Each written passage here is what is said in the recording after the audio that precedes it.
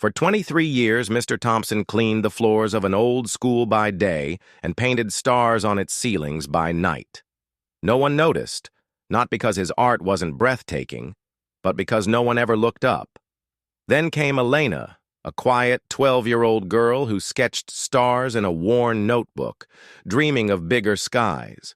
One day she spilled her apple juice, and Mr. Thompson knelt to wipe it, his rough hands brushing her drawing. "Orion's missing a link," he said softly, leaving her a tube of gold paint. That night, Elena hid in a closet, watching him climb a ladder and turn cracked ceilings into galaxies. "Why hide it?" she whispered. "The world forgets to look up," he replied, painting a comet blazing across the dark. The next morning, sunlight revealed his secret: planets, constellations, and a black hole swallowing stardust. Elena dragged her teacher to see it. Ms. Rivera cried, snapping a photo that screamed to the world, "Beauty hides where we least expect it." By noon, the post went viral. By dusk, crowds gathered outside the school, necks craned, hearts racing. Reporters shouted, "Who is this hidden genius?" At a town meeting, Elena grabbed the mic, her voice trembling but fierce. "He didn't just clean our school, he taught us to dream bigger."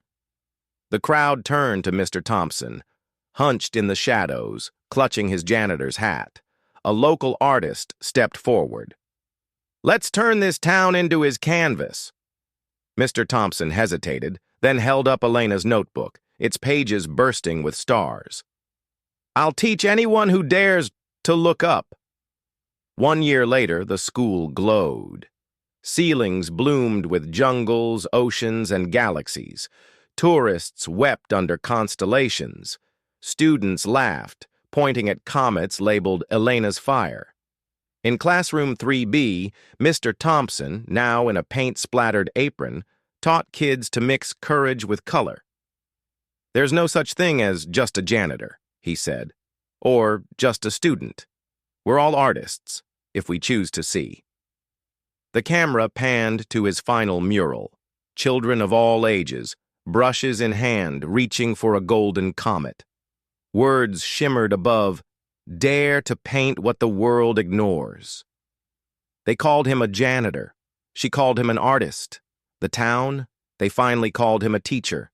Because sometimes the quietest hands hold the power to rewrite the stars.